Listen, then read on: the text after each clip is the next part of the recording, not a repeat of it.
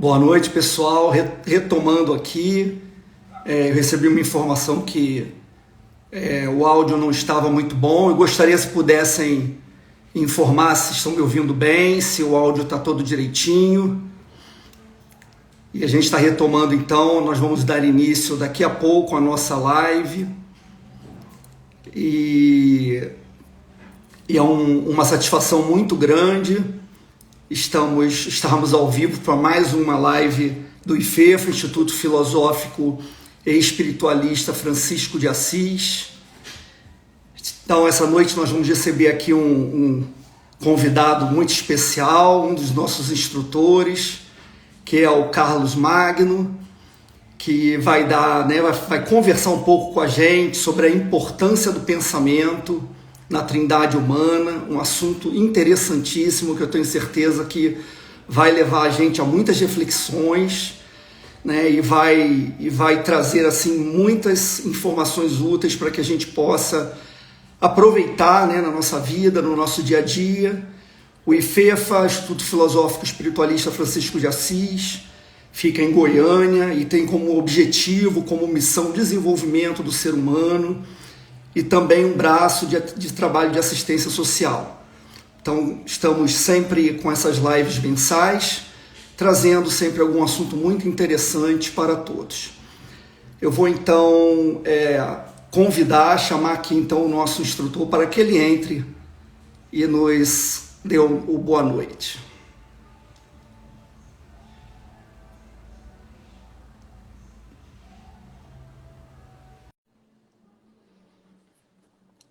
Não esquecendo também de pedir para que vocês entrem nas nossas mídias sociais, na nossa rede no Instagram, eufefa.goiânia. Também podem curtir a nossa página no Facebook, também podem curtir e assistir os nossos vídeos, inclusive de lives anteriores, no nosso canal do YouTube, FEFA Goiânia. Todas essas lives que são feitas estão disponíveis para todos. E aí, Carlos, boa noite, tudo bem? Boa noite, Reinaldo. Boa noite a todos. Maravilha, Muito seja obrigado muito pela bem-vindo. oportunidade de conversarmos aqui no IFEFA. Estou vendo aqui alguns amigos antigos. Boa noite a esses amigos antigos que há muito tempo não vejo. Muito feliz por vocês estarem por aqui. Então, vamos então falar hoje, Sr. Rei, sobre essa questão do pensamento, né? Algo que nós fazemos o tempo todo, sem cessar, né? Então, como é que nós podemos aproveitar esta importantíssima característica do ser humano, nossa, né? Para que nós possamos evoluir dentro daquilo que nós chamamos da trindade humana. Perfeito. Esse assunto eu estava falando aqui, tinha caído a minha conexão, mas estava falando que isso é um assunto importantíssimo, né? Porque realmente o pensamento ele pode nos elevar, como pode nos destruir, né? Tudo depende a gente ouve muito, né? Da nossa forma de pensamento, né? Como que a gente trabalha essa energia tão importante que eu tenho certeza que você vai com maestria deslanchar para a gente aí e nos ensinar muita coisa. Eu queria também falar para o público que está aqui nos assistindo que podem colocar as suas perguntas, as suas dúvidas, que conforme tiver oportunidade eu vou encaixando aqui e vou começando e passando aqui para o nosso instrutor. Então, Carlos, para a gente dar início, eu vou fazer então a primeira pergunta, né? Começar aqui, já aproveitar aqui essa oportunidade. Se a gente Pois sabe que o não. pensamento, se a gente sabe que o pensamento, né, é uma coisa abstrata, ou seja, não é uma coisa física, né, não é uma coisa material, fala um pouquinho para a gente sobre o que seria esse mundo material, esse mundo físico e esse mundo espiritual, que é a esfera onde essa energia atua. Muito bem, muito bom. Rei. Então, o que nós podemos dizer, né? O ser humano, nós já sabemos que muitos sábios dizem que nós somos uma réplica do grande cosmos. Então, nós somos chamados de microcosmo, né? E como é que essa constituição cósmica se desdobra até chegar a nós, né? Então, digamos, nós temos à nossa volta um mundo material, um universo material maravilhoso, constituído pelos seus diversos sistemas solares, pelas galáxias, pelas estrelas. É um mundo completamente organizado, né? Então, nós dizemos que o que essa manifestação material, física do mundo provém do desdobramento de energias sutis, de faixas vibratórias de energias muito sutis, muito acima da densidade da matéria, né?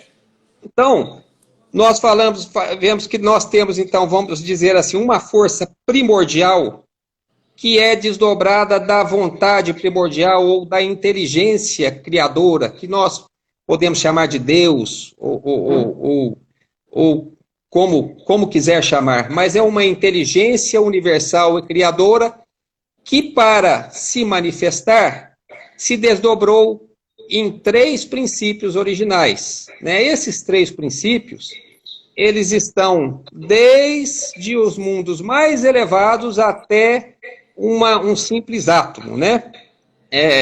Então, esses 3 princípios nós chamamos de positivo, negativo e neutro, né? Força neutra, força negativa, força positiva. As diversas religiões têm a representação dessas forças como originais como sagradas.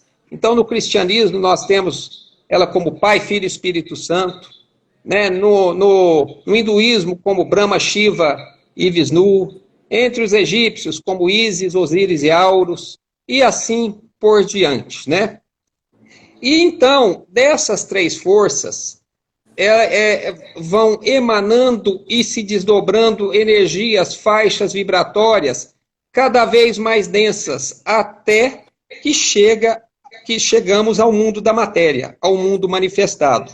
Então, vamos dizer assim, nós temos um mundo arquetípico, que está na concepção, na ideia de um criador, uma força, inteligência cósmica universal. Daí nós temos um mundo que nós podemos chamar um mundo de emanações, de onde são desdobradas várias faixas vibratórias de emanações, que são vibrações ainda sutis. Nós chamamos esse mundo de mundo espiritual, podemos chamar assim, até que chega no mundo, essa energia chega no mundo manifestado. Ela vai se desdobrando até chegar no mundo material, no mundo da matéria. Então, aqui neste mundo, nós dizemos que é o mundo dos fenômenos, é o mundo fenomenal. E o mundo espiritual, de onde provém a energia material, nós chamamos de mundo causal, ou mundo das causas, né? A física quântica fala que é o mundo das possibilidades, das infinitas possibilidades da criação. Ela desce até, vamos dizer assim, uma faixa intermediária, que a física chama de plasma, e do plasma ela vem para o mundo da matéria. Por isso alguns filósofos usam o verbo plasmar, né? O que é plasmar? É vir do mundo sutil, do mundo espiritual para o mundo fenomenal, o mundo da matéria, né? Então, isso bem resumidamente, é o que nós podemos falar do mundo material e mundo espiritual. Tá bom, Rei? Não, maravilha, tranquilo. Isso é interessante porque a gente, como você falou, né? A gente então parte de um plano mais sutil, né, bem mais alto, onde essa inteligência divina desdobra essa energia, até chegar nesse plano físico denso, onde nós estamos aqui, e na verdade a gente tem que compreender, né, essas esferas, né, essas dimensões mais sutis.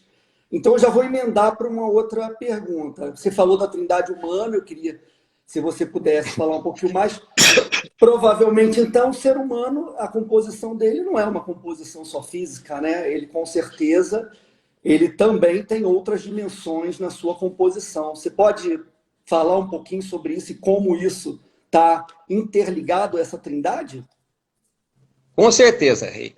Aí, então, essas forças vêm descendo, vêm num descenso vibracional, ficando cada vez mais densas até formar a matéria física, e na matéria física, cá estamos nós, né? Só que nós temos uma diferença da matéria física que nós temos aqui no nosso mundo, né? Nós temos o reino mineral, o reino vegetal, o reino animal e o reino humano. Qual é a diferença que há no reino humano? O pensar, né? O ser humano é aquele que é capaz de ter uma individualidade pelo pensar. Por isso, o famoso Descartes dizia: penso, logo existo. Então, o ser humano pode ter consciência da sua existência. Então, uma palavra-chave: consciência, né? Eu gosto muito de pensar, a gente tem o hábito de pensar que a gente é o corpo. A gente não é nem o hábito, isso é algo natural e espontâneo na gente. E aí a gente fala assim, a gente é um corpo, mas aqueles que acreditam que nós temos um espírito e uma alma, né? Que são conceitos já um tanto abstratos, né? E há um filósofo, que é o chamado Rudolf Steiner, que ele tem uma definição que eu acho muito interessante. O ser humano não é um corpo com um espírito e uma alma, ele é uma nuvem anímico-espiritual com um corpo no meio. Então, na verdade, nós somos essa energia, essas energias mais sutis, densificadas aqui no mundo da matéria em um corpo, que, no entanto, mantém essas energias sutis como se fosse uma nuvem anímico-espiritual em torno de nós. O que são esses princípios, anímico e espiritual? Para falar de uma maneira simples. O anímico é o princípio cujo atributo é a consciência, né? É a alma. Anímico, alma, consciência. O espiritual é o princípio cujo atributo é a energia. Aí está, inclusive, a energia vital, né? E o físico é o princípio cujo atributo é a matéria. Lembrando que dos três princípios mais altos que nós falamos, que ele se desdobra até o mais ínfimo átomo, que é um princípio que tem três energias principais, né? Próton, elétron e nêutron. Então, a gente diz que um átomo é um trino de matéria, energia e consciência também, né? Então, o ser humano é esse ser trino, que tem espírito e energia, como matéria sutil, que tem consciência e a inteligência está aí, na consciência, e tem matéria, né? Só que esses princípios se interpenetram. Então, no próprio corpo físico, nós temos a possibilidade de pensar, que é atributo da consciência, e de fazer a potência de energia, que é atributo do espírito. Então, isso está tudo aqui conosco, né? E aí tem um outro princípio que fala que olha o ser humano como um ser septenário, né? Pode seguir, Reinaldo? Pode. Podemos seguir? Vamos seguir, está ótimo. Vamos lá. Tá. Então, é dito o seguinte, na matemática do cosmos, né, na geometria cósmica, é dito que tem as forças principais, e duas dessas forças principais estão relacionadas com o número 3 e o número 7. Então, o 3 é o que nós falamos, esses três princípios que estão interpenetrados em nós.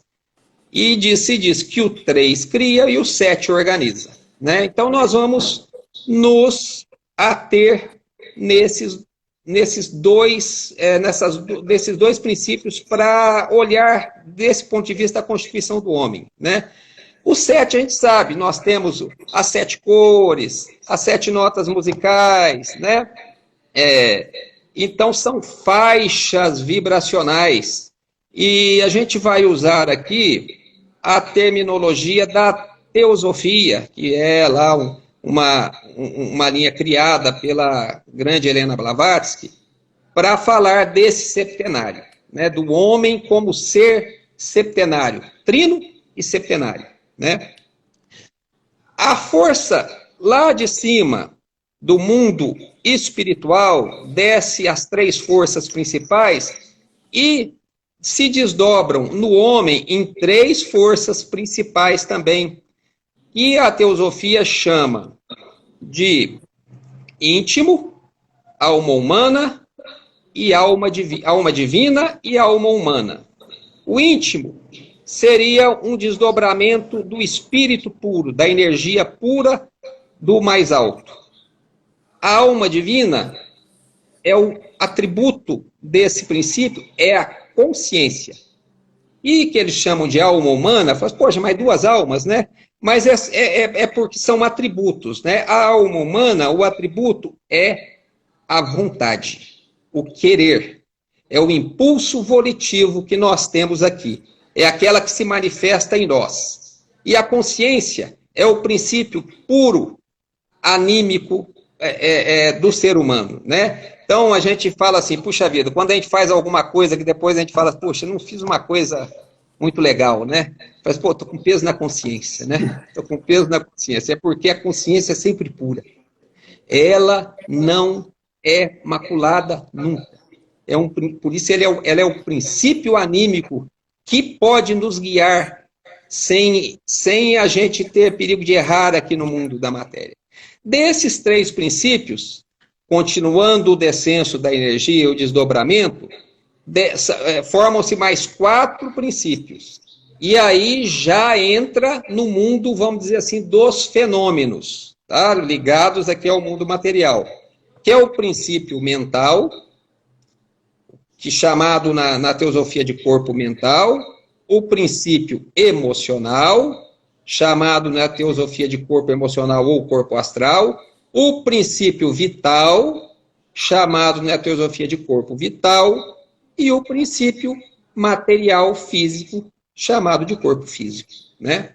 Então, esse quaternário é chamado de quaternário inferior, não que ele seja inferior em importância, ele tem enorme importância, tanto quanto os superiores, né? É porque ele está mais embaixo no descenso da energia, né?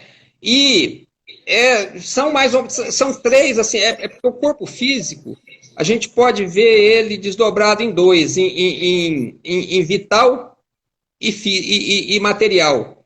O vital é aquilo que não é material, mas que está mais pertinho da gente. Então, por exemplo, quando a gente vai fazer um tratamento de acupuntura, né? Finca aquelas agulhinhas lá em coisas que não tem nada a ver com a anatomia física. Tem a ver com a anatomia vital.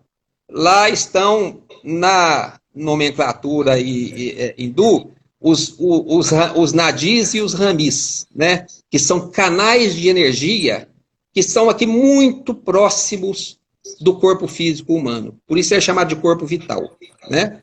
Então, nós temos, então, o ser humano como cétuplo, 3 princípios superiores e 4 princípios que estão aqui voltados aqui mais no mundo da matéria, né? E aí, Reinaldo, a maior possibilidade de vida plena e feliz de um ser humano é quando ele consegue manifestar esses 7 princípios, porque esse é o verdadeiro ser humano.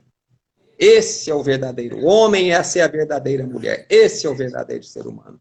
É para isso, esse é o ser humano do paraíso, vamos dizer assim, que vivia no paraíso, né?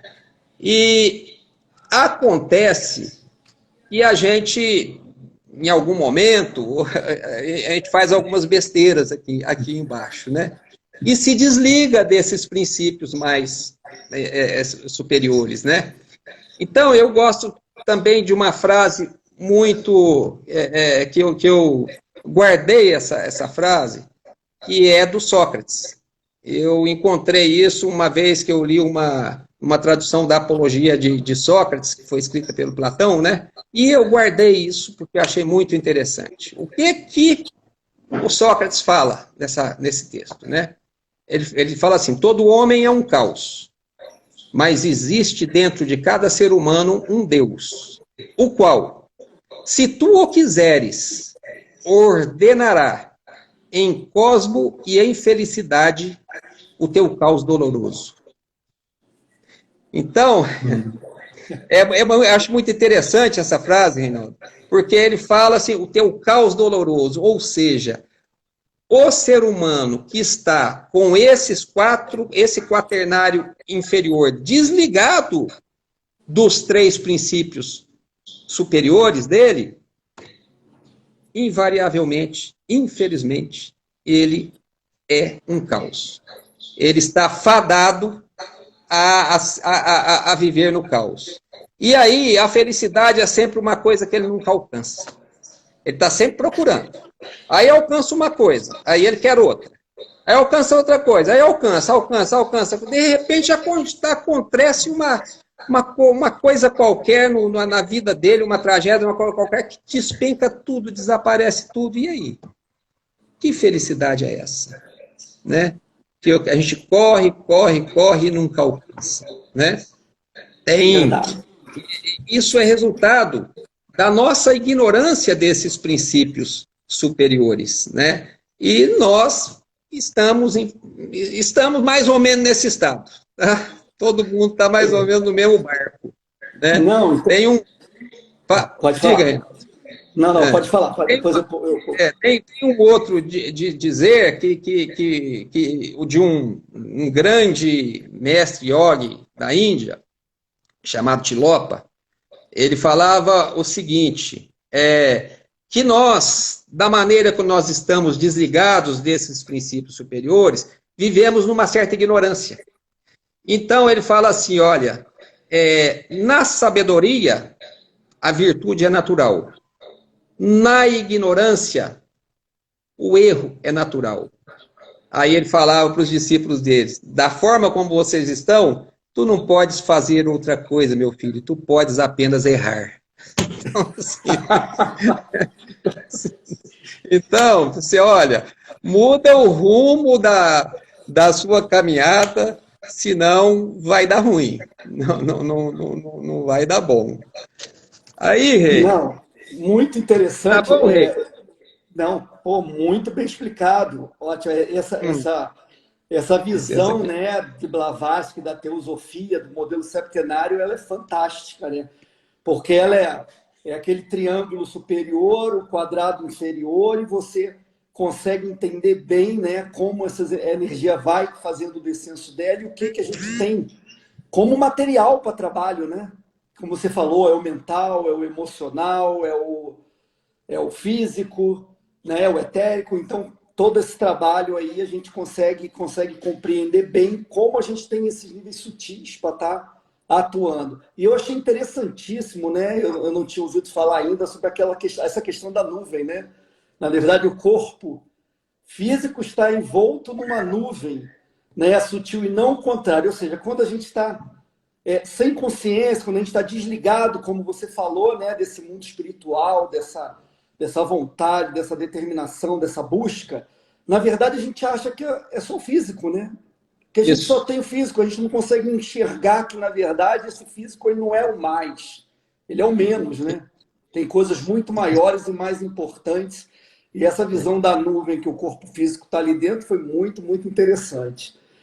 Ótimo. Então vamos para o pensamento? O que você pode falar para a gente aí sobre o pensamento? Vamos falar um pouquinho só sobre o pensamento, depois a gente volta no pensamento, mais à frente, né?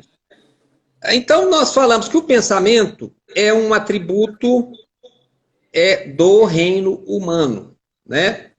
E, nesse sentido, o ser humano, como os 4 princípios inferiores e os 3 superiores, ele é, digamos assim, uma imagem e semelhança. Esse é o homem, que é o ser humano chamado a imagem e semelhança de Deus, ou imagem e semelhança da inteligência maior do universo, né? E o fato dele poder pensar diz que ele pode criar, ele pode fazer muitas coisas aqui embaixo, né? E aí é que mora, vamos dizer assim, mora a possibilidade do ser humano ser pleno, ou a possibilidade dele também de se desvirtuar, né, por caminhos caóticos, né? Então, nós sabemos que o pensamento é muito poderoso, né? Nós sabemos que todo pensamento que um pensamento fixo, que vira uma ideia fixa, ele se esforça, de alguma maneira, por se materializar aqui no mundo.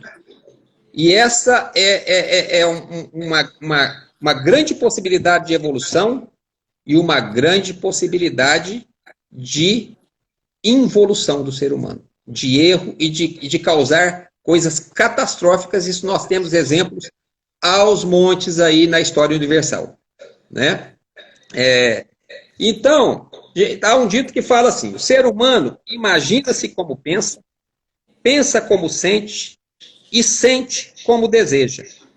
E dessa regra a gente pode deduzir que, para pensar bem, devemos ter bons desejos e bons sentimentos. Então é muito simples, né? Nosso pensamento é como um cavalo mal adestrado, né? Um burro bravo, um cavalo mal adestrado. Ele dominar a mente é coisa para gigantes espirituais, né?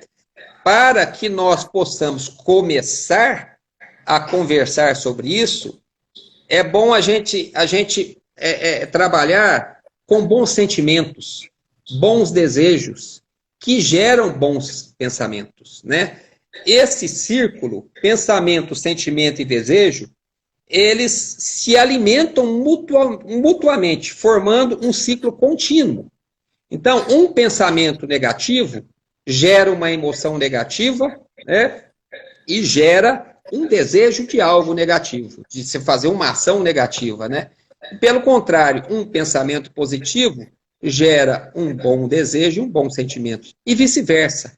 Um sentimento positivo, altruísta, de amor, gera um desejo de algo, de fazer algo positivo e gera pensamentos que vão atuar neste sentido. Então, uma boa regra e simples para nós, né? Simples de falar, não tão fácil de fazer, porque a nossa indisciplina é muito grande com relação a isso, né? É da gente procurar bons sentimentos, bons desejos e bons pensamentos, né?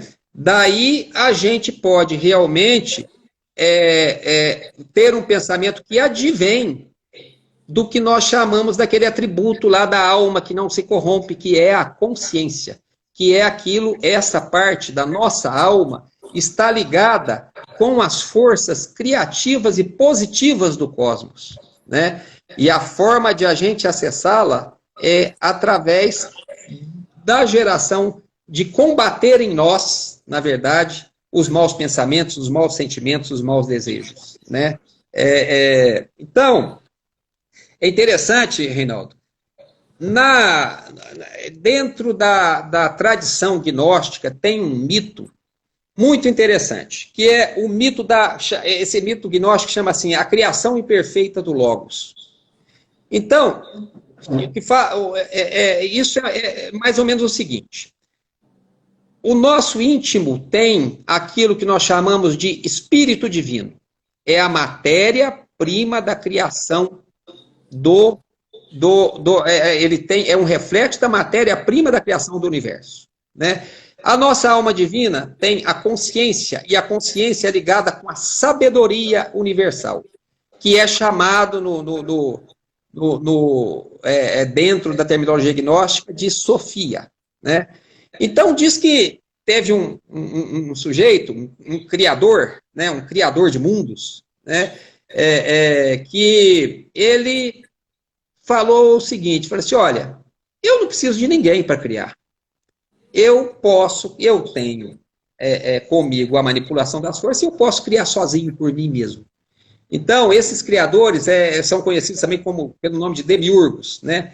E ele se separou, quando ele falou isso, ele se tornou orgulhoso, dentro do mito gnóstico, e ele se separou do princípio divino da consciência, que é chamado de Sofia, de sabedoria, de Sofia, dentro da terminologia gnóstica. E ele criou, separado de Sofia, e criou mundos caóticos, né? Isso é uma outra representação, simboliza também a perda do paraíso, como que o ser humano perdeu o estado no paraíso, quando ele se separou do princípio consciente da sabedoria divina que tem na nossa alma, né? Isso também é uma alegoria do que nós fazemos. Toda vez que nós estamos separados dos nossos princípios mais altos, da consciência da nossa alma, nós criamos aqui não com essa matéria divina, que é o espírito superior divino. Criamos coisas aqui só desse mundo, que só giram no quaternário inferior, sem esse triângulo superior do ser humano. Então, nós criamos o quê? O caos, né? Esse é o nosso caos interno, né? Então, isso e qual é um instrumento fundamental e essencial da criação do homem é o pensamento, né? Tudo nasce com um pensamento que se transforma numa ideia e assim vai até se materializar, né? Então, por enquanto nós vamos falar isso sobre pensamento para voltar mais à frente, tá bom, Rei? Perfeito. Entrou uma pergunta aqui que ainda está ligada ao que você já falou, só para a gente matar. Perguntaram aqui que nuvem é essa? Quando a gente falou da nuvem. A história da nuvem, né? Então, por que a gente chama de nuvem? Porque ela é sutil. Vamos dizer assim, ela é etérica, ela não é física. E, na verdade, ela é o que a nossa identidade está muito mais ligada a essa nuvem do que ao corpo físico, porque desse trino, o corpo físico é o que vem e passa, e vem de novo e passa, é o que vai embora mais rápido. E essa nuvem é o quê? Ela é composta de quê? Resumidamente, tá, Rei? De energia e de consciência. De emoções também, de emoções e de consciência. E quando nós temos emoções negativas, quando nós temos pensamentos destrutivos, sabe o que acontece?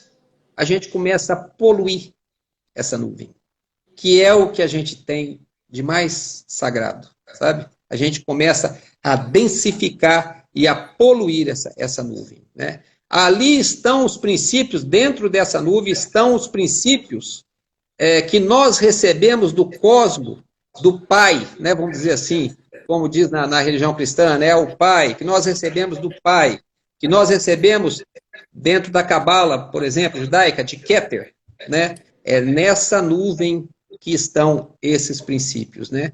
Então, diz que a gente anda aí no mundo, vamos dizer assim, quem é clarividente fala que a gente anda como se fosse uma bolha, né? A gente está dentro de uma bolha, que é essa nuvem anímico espiritual, né? Então, assim, é a forma que eu tenho de falar um pouco sobre isso, né? Tem muitas coisas aí, que ela é composta de qualidades de energias vibracionais diversas, e tem como a gente trabalhar diretamente com elas, né? Mas fica para Não, uma outra maravilha. atividade. A correspondência com a bolha que a gente anda dentro já deu toda a explicação, com certeza.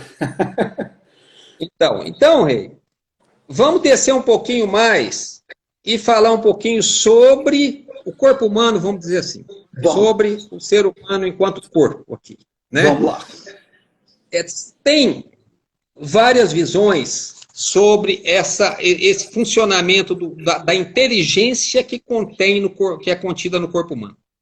E existe uma inteligência extraordinária dentro do nosso corpo, né? Isso não precisamos falar sobre isso porque é óbvio demais, né? Que funciona independentemente da nossa vontade e da nossa interferência, né? Mas tem uma visão que fala assim que o ser humano fala no ser humano bem simplificada, né? Eu gosto dela porque ela é bem simplificada. Fala em três partes, em três cérebros, né? O primeiro estaria localizado no ventre. O que é a qualidade do ventre? Ele elabora a matéria física que compõe o nosso organismo e nutre o nosso corpo. E o atributo deste, vamos dizer assim, cérebro, né? Usar essa palavra cérebro, do ventre, são as sensações e os instintos. Beleza?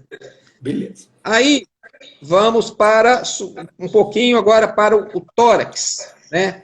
O segundo cérebro, o segundo centro estaria no tórax. O que resumidamente faz este cérebro? Toma aquilo que foi elaborado no ventre, oxigena e nutre o sangue e produz o que? A energia vital do nosso organismo. E o atributo desse cérebro são os sentimentos e as emoções. Né? E o terceiro seria a cabeça, o cérebro, propriamente dito, seria o terceiro cérebro, que é o que nós chamamos de cérebro mesmo, né?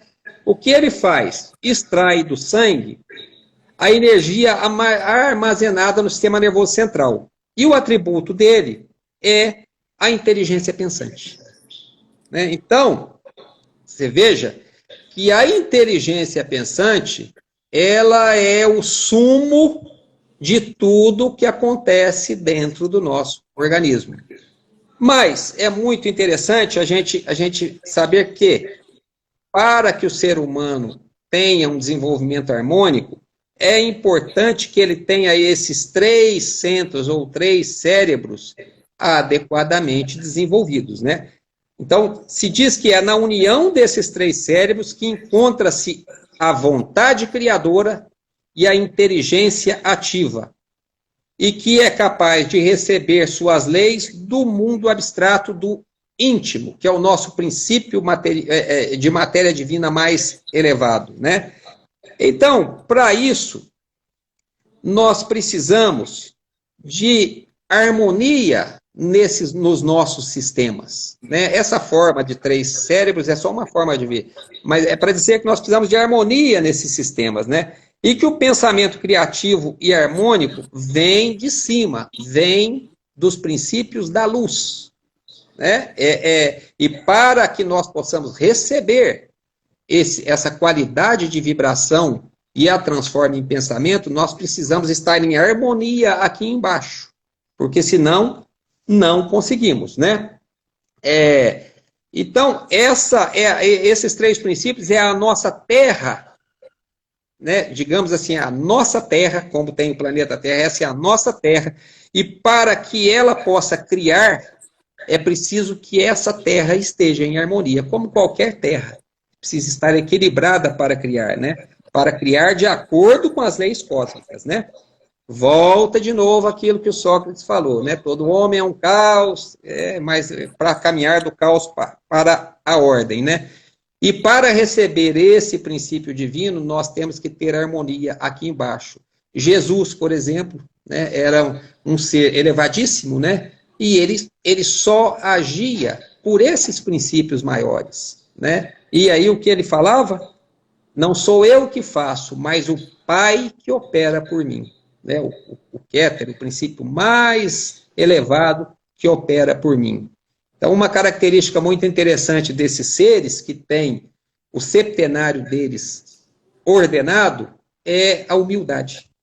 Eles são incrivelmente humildes, porque eles sabem que eles são simplesmente um reflexo da inteligência cósmica, né? Nós não somos nada, nós somos um reflexo do cosmo maior, da inteligência maior. E nós reverenciamos essa inteligência por termos a possibilidade de sermos o reflexo dela aqui neste mundo, né?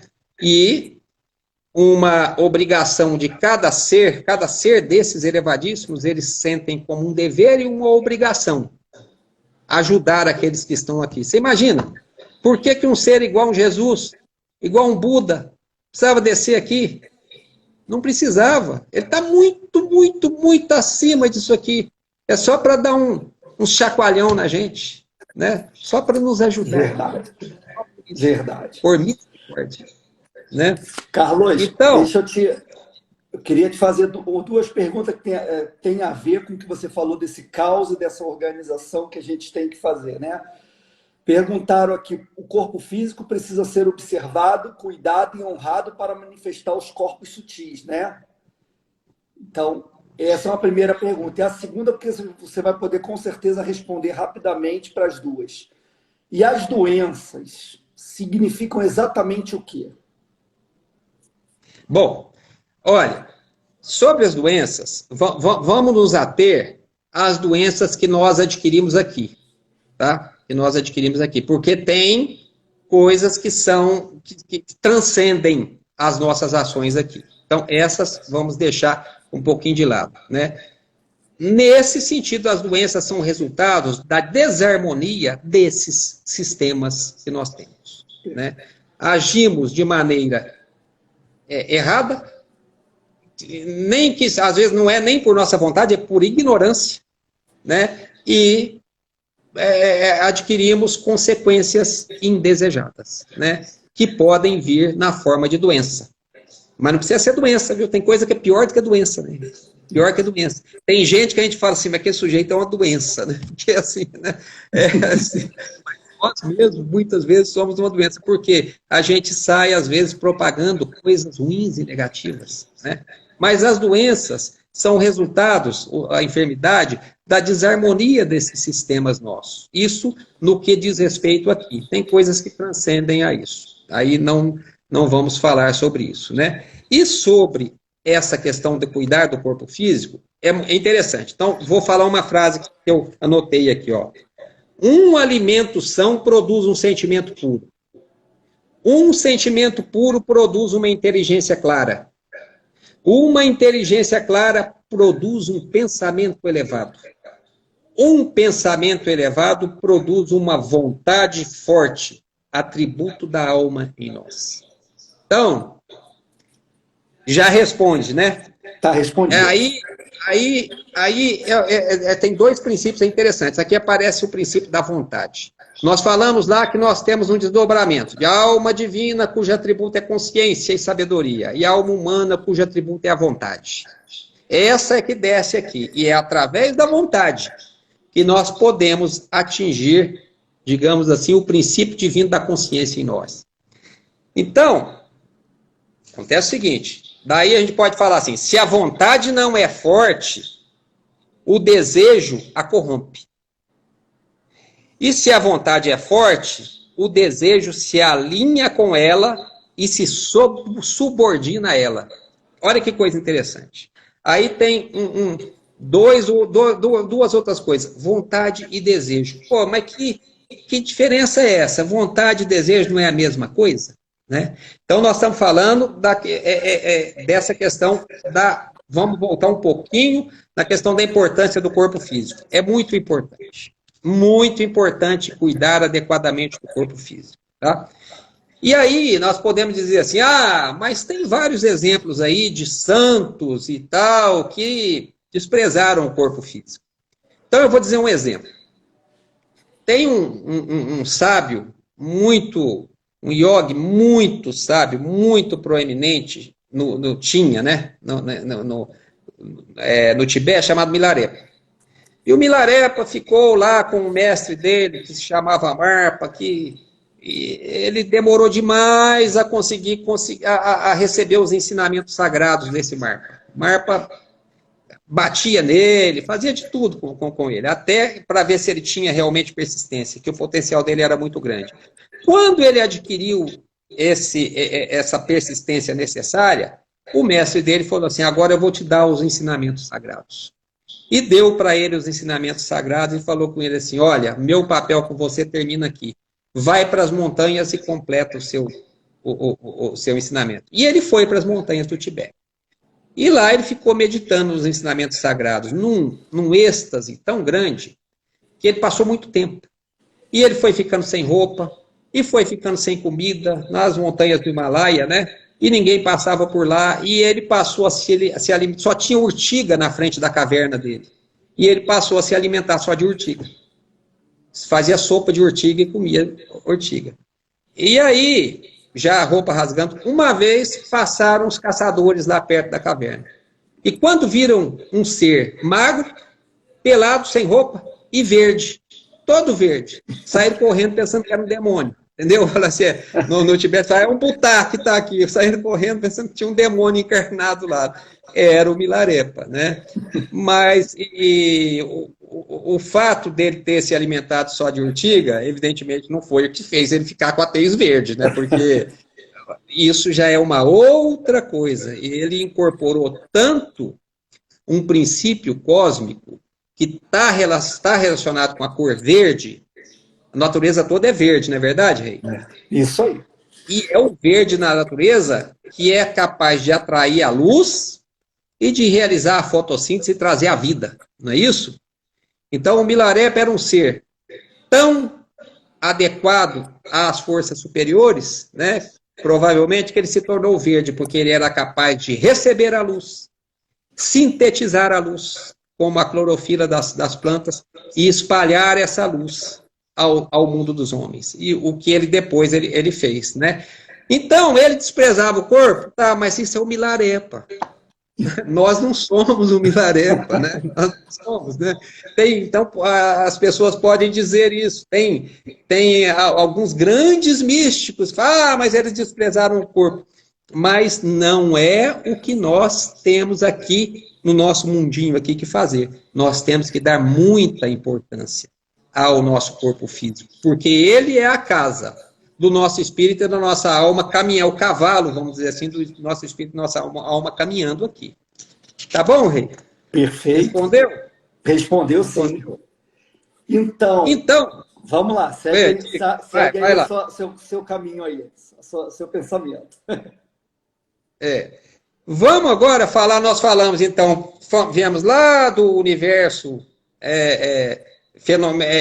do universo arquetípico, passamos pelas emanações, chegamos aos fenômenos, chegamos ao homem, ao pensamento, à constituição do homem, ao corpo físico como algo muito importante. Assim, agora, como que nós podemos evoluir aqui?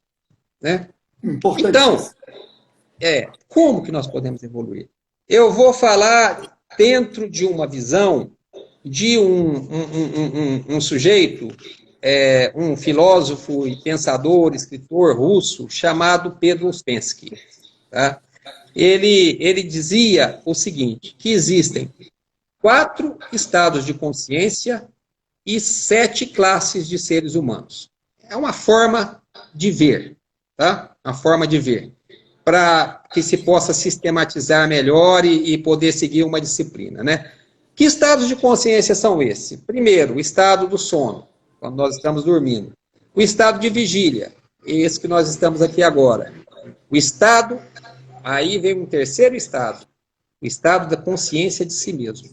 E um quarto estado, o estado de consciência objetiva ou de consciência cósmica. E aí, vamos falar um pouquinho, isso é só para contextualizar, das 7 classes de seres humanos que o Uspensky nos coloca. Então ele fala assim, tem primeiro o homem, ele chama por número mesmo, né? Número 1, 2 e 3. O que é o homem número 1? É o homem cujo cuja característica está mais nos instintos. Ele é mais focado nos instintos. Então, é o homem instintivo. É aquele cara assim, bateu, levou, né? Se chegou, ele tem um estímulo, ele tem uma reação imediata, impulsiva ao extremo, né?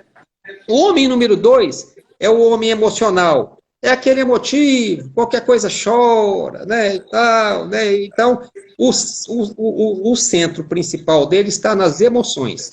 E o homem que ele chama de número 3 é o homem intelectual. É aquele que pensa, né? Tudo é lógica para ele e tal, né? É o homem que tem o seu centro principal na mente e no pensamento, né?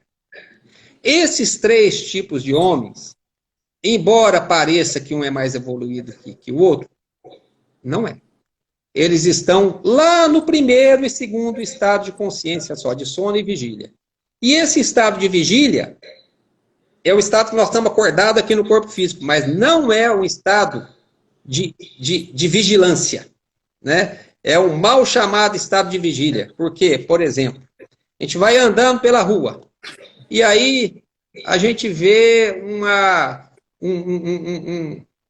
passa na frente de uma loja e vê um terno muito bonito, ou a mulher vê um vestido muito bonito, uma roupa muito bonita, fala assim, nossa, que beleza desse terno, que roupa maravilhosa, nossa, como eu ficaria bem nessa roupa. E então ele se encanta com aquilo, se fascina com aquilo. E aí ele sai na rua e começa a sonhar que ele está vestindo aquela roupa, etc. De repente, ele vai atravessar a rua, está sonhando, nem vê que vem um carro, toma um freado. Então ele tromba, bate a cabeça no poste que está na frente. Esse sujeito não está no estado de vigília, ele está dormindo. Isso é só para dar um exemplo assim mais assim, claro, né, de que nós podemos andar aqui o tempo todo sonhando, pensando que estamos acordados. Nós não temos consciência de nós mesmos, né? Então, esses 3 tipos de homem vivem nesse estado, né? Um homem que, por exemplo, é muito instruído, né? Tem um mestre que nós chamado Mestre Samael, né? Que ele fala assim, ele é muito instruído nas coisas aqui do mundo, né? Mas ele pode ser instruído aqui e está distante da sabedoria. Então o Mestre Samael chama esse sujeito de ignorante ilustrado. Interessante, né? Ignorante ilustrado, né? Então, assim, é ilustrado, mas é ignorante, né? Se acha, né? Às vezes a gente se acha, né? Não sabe nada, né? E então, mas aí pode aparecer uma possibilidade de mudança no homem que o Ouspensky chama de homem número 4. Não tem definição de nome para esse homem, tá? É aquele que fala assim, olha, eu me lembro quando eu era muito jovem, os que são da minha idade talvez vão se lembrar, tinha um compositor chamado Antônio Adolfo, e ele tinha uma música que eu ouvi aquela música e falei assim, sabe que esse cara está falando uma coisa que faz sentido? A música era mais ou menos assim, ó, e ela era repetitiva, né? Onde você vai com tanta pressa, com tanta pressa, com tanta pressa. Aí vem o refrão, eu não sei onde eu vou, mas eu não sei onde eu vou, não, senhor. E vai repetindo isso, né? Falei assim, de repente, o homem número 4 fala assim, mas que brincadeira é essa? Eu estou sempre correndo, buscando alguma coisa, alcanço uma, já quero outra, ou nunca alcanço, tal. Que sentido faz isso, né? Aí ele faz as primeiras perguntas para ele. Quem sou eu? O que eu estou fazendo aqui? De onde eu vim? Para onde eu vou? Lá em Minas Gerais, né? Talvez dê para perceber que eu sou mineiro, né? Tem um filósofo muito proeminente lá, importante, que ele falava assim, um cotô, para um covô, o que eu estou fazendo aqui? Então, assim, que brincadeira é essa? E aí ele começa a buscar um significado para a vida e começa a buscar os princípios, fala assim, de onde eu vim, de que eu sou formado. Aí começa a possibilidade de mudança. E ele começa a adquirir o sentido de autoobservação. Ele começa a olhar para dentro dele. ele percebe que ele só olha para fora. Ele percebe que ele olha o mundo todo, sente o que está fora, vê o que está fora, e aqui dentro tem um mundo todo acontecendo que ele não dá atenção para ele. E o que não é visto, não é lembrado. Se a gente não olhar para isso, não há possibilidade de mudança. Né?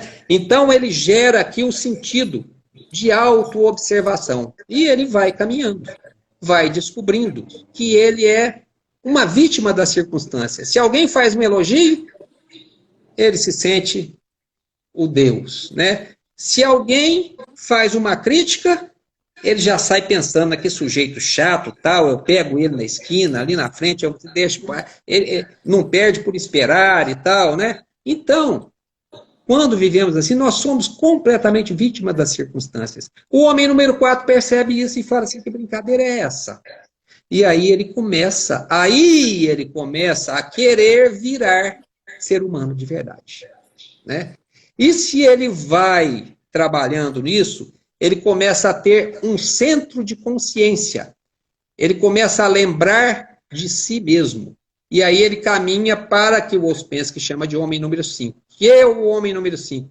É aquele que se lembra de si mesmo, que tem autoconsciência. Ele desenvolve essa autoconsciência, Rei, como se fosse um sexto sentido. Ele sai da escravidão dos 5 sentidos. E este sexto sentido, o que ele faz? Ele organiza, ele se sobrepõe aos 5 e alinha os 5 sentidos. Porque os 5 sentidos são instrumentos do desejo e não da nossa vontade. Veja bem, às vezes a gente tem vontade de mudar. Aí a gente fala assim, para mudar, você precisa fazer uma meditação todo dia, tal hora, eu vou fazer, se eu estou cheio de vontade. Chega na hora da meditação que você fala assim, vou assistir um pouquinho de televisão. Senta lá, vê a televisão, vê um programa, vê outro, hoje eu não vou meditar, não, amanhã eu medito. E assim vai. Ou seja, temos vontade, mas os nossos desejos não são alinhados a essa vontade. Então, este sexto sentido, que é de lembrança de si, ele tem a capacidade de subordinar os 5 sentidos, que em algumas ordens espirituais é chamado de 5 selos, inclusive no cristianismo. Né? São os 5 selos do Cordeiro, vamos dizer assim. Ele sela os 5 selos. Né? Ele coloca os sentidos a serviço da consciência dele e não dos desejos atabalhoados dele. Né? Então, esse homem entra no terceiro estado de consciência, que é a consciência de si. E ele entra também, Rei, na corrente das vibrações da vida, na corrente das vibrações do universo. Ele entra no mundo dos poderes, ele começa a ter mais poder e da humildade. Isso é muito importante, porque não existe poder corretamente utilizável se não for pelo princípio da humildade e da modéstia, né? E aí tem uma amiga nossa que fez uma live aqui também há pouco tempo, que ela falou de uma energia da Santa Hildegarda, né? E ela falou de uma energia que a Santa Hildegarda descobriu, chamada de viríditas, né? Que é essa energia que organiza todo o princípio da natureza no mundo e o princípio da nossa natureza também. Este homem que chega, esse ser humano que chega nesse estágio, ele começa a entrar naturalmente neste mar da vibração cósmica universal e da inteligência que nós podemos chamar de inteligência divina. Essa é a única forma, isso aí eu falo assim sem medo de errar, da gente conquistar a felicidade. Não há outra forma. É de voltando para o paraíso. Voltando para que o cristianismo fala para a casa do Pai. Esse é o caminho de retorno. Nós vamos ficar só até esse homem número 5. E tem mais 2 aí, que eu falo, o 6 e o 7. O 5 tá bom. Aqui o sujeito começou a ser um ser humano de verdade. Por isso que fala lá, o Jesus fala no Filho do Homem. O que é o Filho do Homem? O Filho de si próprio. Né? Aqui que começou a nascer o ser humano de verdade. Tá bom, Rei? Perfeito. Essa questão da organização e da força vital da natureza, do Veritas, é fantástico, realmente. E a gente vê que isso vai organizar tudo, né? E vai fazer essa mudança de consciência e vai trazer essa mudança vibracional para que você vá saindo do homem número 1, 2, 3, para o 4, para o 5 e vá seguindo o seu caminho de evolução. Quanto mais você estiver sintonizado com essa energia, né? Essa energia estiver atuando, fantástico, Carlos. Carlos, nós estamos com 1 hora de live, está maravilhoso. Eu queria, assim, mais uns 10 minutos, se você conseguir, dentro da tua, para a gente Consigo sim. fazer uma Consigo sim. conclusão, né? Você finalizar, tá maravilhoso, fantástico, cara. A gente consegue sim. Então, vamos voltar um pouquinho na questão do pensamento como caminho da evolução. Né? Pensamento como caminho da evolução. Aí, nós já falamos que para que o pensamento seja um caminho para a nossa evolução, e aí é interessante falar o seguinte, ele nunca é um caminho só para a nossa evolução. Não existe isso. Ele é um caminho para a nossa evolução e também leva a uma evolução aos seres que nos cercam. Assim é a característica dos seres mais iluminados, mais desenvolvidos, né? Tá no Chico Xavier, né? Ele, quantas e quantas pessoas se beneficiaram através dele. É assim essa qualidade dessa energia criadora, né? E aí, para que nós possamos, e falamos também que para acessar esse pensamento, nós precisamos estar com o canal aberto para esses princípios superiores nossos. Beleza, como nós podemos fazer isso? Tem algumas coisas que podem nos ajudar. Por exemplo, a meditação, quando a gente se coloca no estado de serenidade, a gente pode estar apto. Nós não precisamos ir lá pegar essa força, não. Nós precisamos só ser passivos e aptos a recebê-la. Ela vem. Ela é inteligente. Ela vem. Onde ela pode entrar, ela vem. Né? A concentração. Então, se a gente combinar meditação e concentração, nós podemos acessar essa mente cósmica e podemos conseguir objetivos, desde que sejam lícitos, isso é muito importante dizer, né? Objetivos através deste pensamento, da recepção desse pensamento divino, né? E aí, se nós vamos praticando meditação, a concentração, a oração, né, a contemplação, se nós vamos praticando isso adequadamente e deixando essa confusão mental e de sentimentos nossos de lado, parar um pouquinho esse processo contínuo, nós começamos a receber forças que nós chamamos de intuição e de inspiração. Daí vem o pensamento criador, a ideia e a ação. Então, nós podemos estar sempre nesse círculo, aí é um círculo virtuoso de intuição, inspiração, pensamento, ideia e ação. Transformar isso numa ação. Isso é que é chamado, nós podemos chamar, de ação do Espírito Santo em nós. Por quê? Porque ela vem dos princípios mais elevados dos quais nós fomos criados, né? Nesse sentido, o pensamento passa a ser o primeiro ministro do íntimo. E o íntimo é aquele princípio mais elevado que nós temos. E aí, Rei, um cuidado. Todo pensamento que chega, vou repetir aquilo que nós falamos, que chega a ser ideia física, fixa e bem definida, se converte em força ativa e se esforça por cristalizar no mundo físico. Então, nós temos que estar muito conectados com as nossas forças mais superiores e puras, para que nós possamos criar realmente a imagem e semelhança da inteligência cósmica, né? E eu vou falar um pouquinho do nascimento, da vida e da morte. Né? O nascimento é algo que, em princípio, nós não podemos escolher. Nascemos ali. Aparentemente, nós não temos influência sobre o nosso nascimento, mas nós podemos ter sobre a nossa morte. Como? Através de uma vida harmoniosamente vivida e dentro das virtudes, por exemplo, das virtudes que falou São Tomás de Aquino, né? As 3 virtudes que São Tomás de Aquino dizia que estão ligadas a Deus, as teologais, são fé, esperança e caridade, que se traduz aqui no nosso viver em sabedoria, luz e amor, né? Fé, sabedoria, esperança, luz e caridade, amor. Aí não tem erro, a gente caminha por um caminho seguro, né? Ele falou também das virtudes cardeais do ser humano, que são as virtudes humanas, né? Que entre elas estão a prudência, estão a fortaleza, são 4 virtudes. Então, 4 mais 3 dão 7. Alguém que quiser pode ir lá pesquisar as virtudes segundo São Tomás de Aquino, né?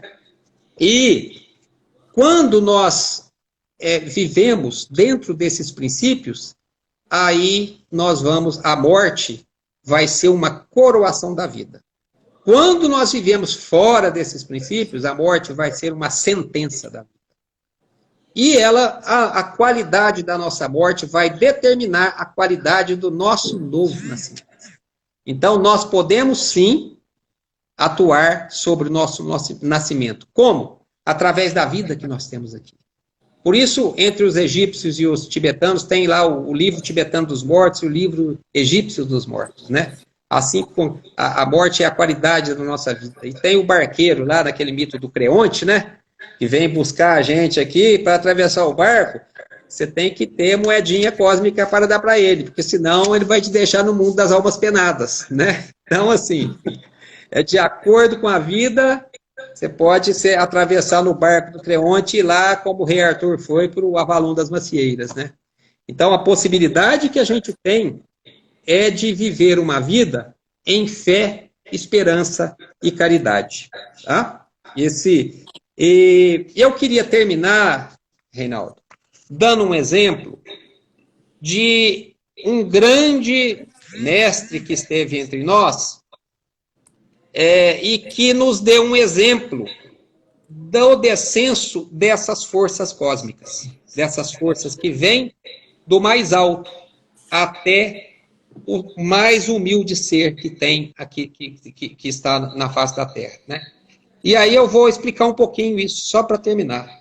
Sabe qual que é? É uma coisa que todo mundo conhece, mas que talvez nunca tenha visto por esse ângulo. É a oração do Pai Nosso, né? Que é a oração mais conhecida aqui, talvez aqui no mundo ocidental, pelo menos, né?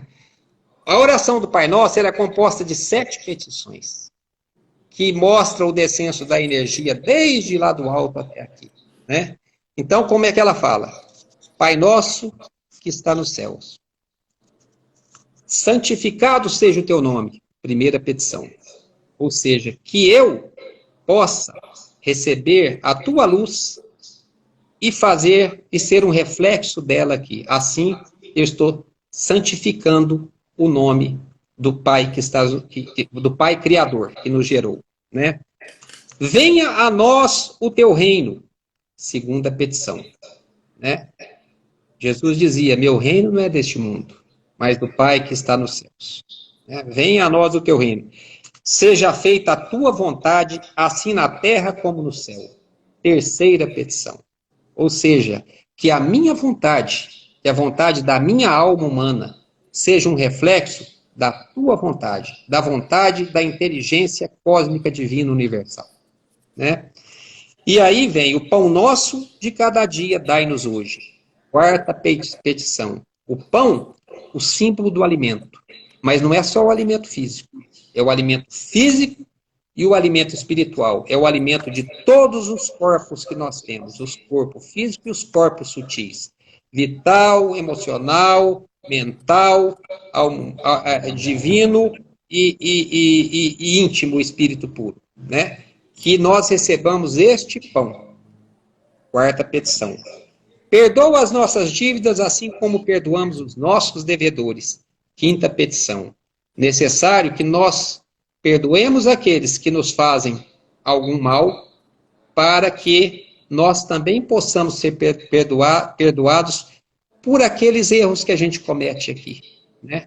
Não podemos querer ser perdoados pelos nossos erros, se não perdoamos os erros que os outros cometem conosco. Isto é ser o reflexo, a imagem e semelhança da divindade aqui, né? E não nos deixa cair em tentação. Sexta petição. Que os nossos sentidos não se deixem levar pelos desejos que são deste mundo caótico, né? Não nos deixa cair em tentação. Que a nossa consciência sobreponha aos desejos dos nossos egóicos que nós temos, né? Mas livrai-nos das energias do mal. Sétima petição. Então, isso tem relação com a criação do homem, do ser humano, na sua qualidade cétupla, na sua organização e na sua evolução possível aqui na Terra. E aí sim, nós teremos atingido o paraíso. Espero que um dia nós possamos chegar lá. Muito obrigado. Terminamos. Obrigado, Carlos. Olha, fantástico a sua live. Ensinamentos valiosíssimos que você transmitiu, né? Com certeza nos deixou aqui em êxtase. Vamos refletir muito sobre tudo isso que você falou.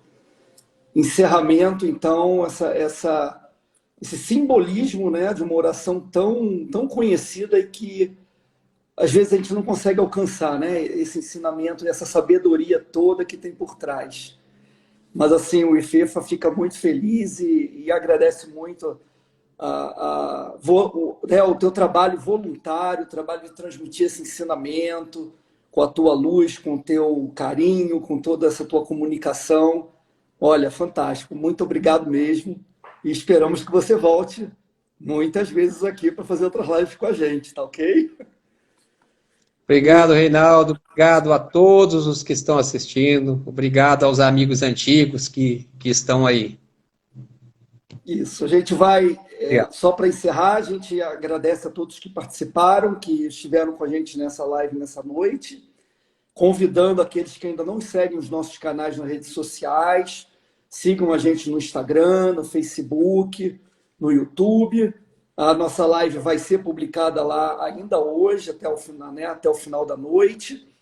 E sempre FEFA Goiânia, para localizar nossas redes. Então é isso. Sigam a gente para que a gente tome conhecimento também das nossas próximas lives, que a gente vai estar sempre divulgando e convidando a todos. Tá ok? Então, mais uma vez, muito obrigado pela presença de todos e tenham todos um ótimo final de semana e uma ótima semana também, com muita luz e muita paz. Boa noite. Obrigado pelo seu apoio, Reinaldo.